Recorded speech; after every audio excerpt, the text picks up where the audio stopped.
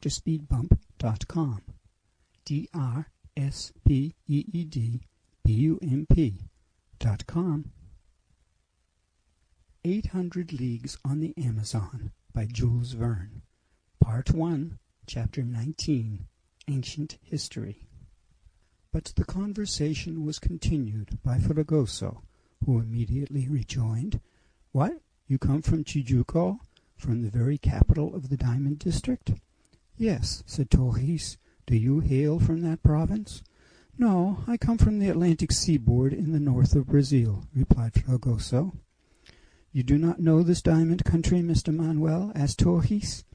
A negative shake of the head from the young man was the only reply.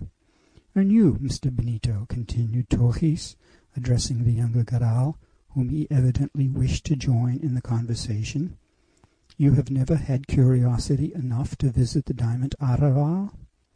"Never," dryly replied Benito. "Ah, I should like to see that country," said Fragoso, who unconsciously played Torres' game. "It seems to me I should finish by picking up a diamond worth something considerable." "And what would you do with this diamond worth something considerable, Fragoso?" queried Lina. "Sell it. Then you would get rich all of a sudden, very rich. Well, if you had been rich 3 months ago, you would never have had the idea of that liana." "And if I had not had that," exclaimed Fragoso, "I should not have found a charming little wife who, well, assuredly, all is for the best." "You see, Fragoso," said Mina, "when you marry Lina, diamond takes the place of diamond, and you do not lose by the change." "To be sure, Miss Mina," gallantly replied Fragoso, "rather I gain." There could be no doubt that Torres did not want the subject to drop, for he went on with, "It is a fact that at Tijuco sudden fortunes are realized enough to turn any man's head. Have you heard tell of the famous diamond of Abaete, which was valued at more than 2,000,000 contos of reis? Well, this stone, which weighed an ounce, came from the Brazilian mines.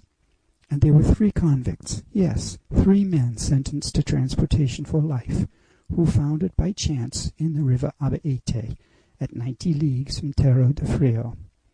"At a stroke their fortune was made?" asked Fragoso. "No," replied Torres. "The diamond was handed over to the Governor-General of the mines. The value of the stone was recognized, and King John VI of Portugal had it cut, and wore it on his neck on great occasions. As for the convicts, they got their pardon, but that was all, and the cleverest could not get much of an income out of that." "You, doubtless," said Benito very dryly. "Yes, I. Why not?" answered Torres. "Have you ever been to the Diamond District?" added he, this time addressing Joao Garral. "Never," said Joao, looking straight at him. "That is a pity," replied he. "You should go there one day. It is a very curious place, I assure you. The Diamond Valley is an isolated spot in the vast empire of Brazil, something like a park of 12 leagues in circumference, which in the nature of its soil, its vegetation, and its sandy rocks, surrounded by a circle of high mountains, differs considerably from the neighboring provinces. But, as I have told you, it is one of the richest places in the world, for from 1807 to 1817, the annual return was about 18,000 carats. Ah, there have been some rare finds there, not only for the climbers who seek the precious stone up to the very tops of the mountains, but also for the smugglers who fraudulently export it. But the work in the mines is not so pleasant, and the 2,000 Negroes employed in that work by the government are obliged even to divert the watercourses to get at the diamantiferous sand. Formerly it was easier work." "In short," said Fragoso, "the good time has gone. But what is still easy is to get the diamonds in scoundrel fashion, that is, by theft, and stop. In 1826, when I was about 8 years old, a terrible drama happened at Tijuco, which showed that criminals would recoil from nothing if they could gain a fortune by one bold stroke. But perhaps you are not interested?" "On the contrary, Torres, go on," replied Joao in a singularly calm voice. "So be it," answered Torres. "Well, the story is about stealing diamonds, and a handful of those pretty stones is worth 1,000,000, sometimes 2. And Torres, whose face expressed the vilest sentiments of cupidity, almost unconsciously made a gesture of opening and shutting his hand. "This is what happened," he continued.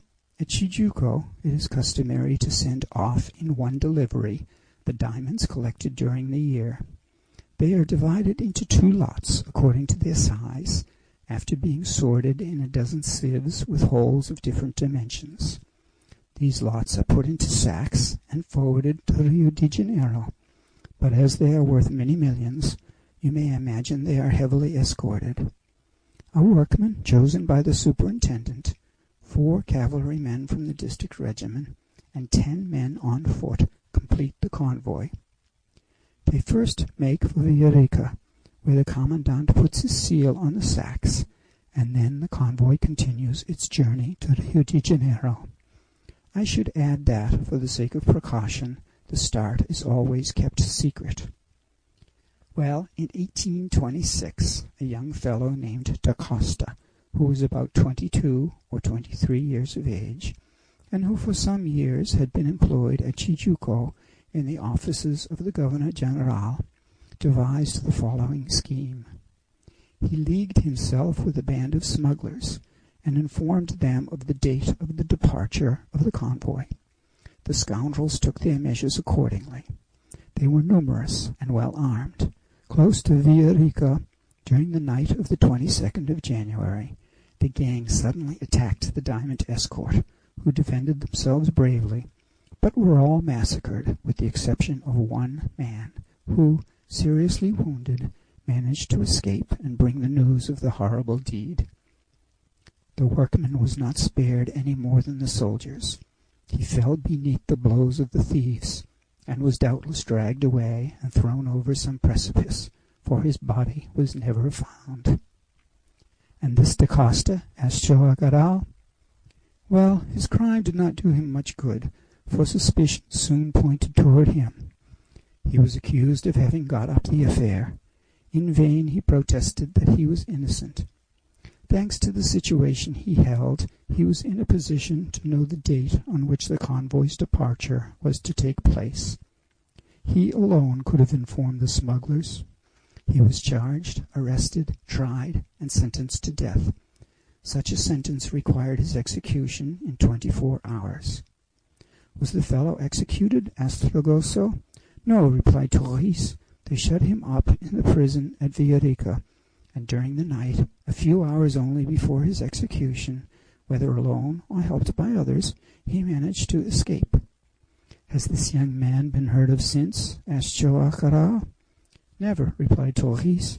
"He probably left Brazil, and now, in some distant land, lives a cheerful life with the proceeds of the robbery, which he is sure to have realized." "Perhaps, on the other hand, he died miserably," answered Joao. "And perhaps," added Padre Passanha, "heaven caused him to feel remorse for his crime." Here they all rose from the table, and having finished their dinner, went out to breathe the evening air. The sun was low on the horizon, but an hour had still to elapse before nightfall. "These stories are not very lively," said Fragoso, "and our betrothal dinner was best at the beginning." "But it was your fault, Fragoso," asked Lina. "How my fault?" "It was you who went on talking about the district and the diamonds, when you should not have done so." "Well, that's true," replied Fragoso, "but I had no idea we were going to wind up in that fashion." "You are the first to blame." "And the first to be punished, Miss Lina, for I did not hear you laugh all through the dessert." The whole family strolled toward the bow of the jangada. Manuel and Benito walked one behind the other without speaking. Yaquita and her daughter silently followed, and all felt an unaccountable impression of sadness, as if they had a presentiment of some coming calamity. Torres stepped up to Joao, who, with bowed head, seemed to be lost in thought, and putting his hand on his shoulder, said, "Cho'ak, may I have a few minutes' conversation with you?" Cho'ak looked at Tohis. "Here?" he asked. "No, in private." "Come then." They went toward the house, entered it, and the door was shut on them. It would be difficult to depict what everyone felt when Jo'akaral and Tohis disappeared. What could there be in common between the adventurer and the honest Fazenda of Iquitos? The menace of some frightful misfortune seemed to hang over the whole family, and they scarcely dared speak to each other. "Manuel," said Benito, seizing his friend's arm, "whatever happens, this man must leave us tomorrow at Manaos." "Yes, it is imperative," answered Manuel. "And if through him some misfortune happens to my father, I shall kill him." This is the end of Part 1, Chapter 19, recording by Vince Lucid.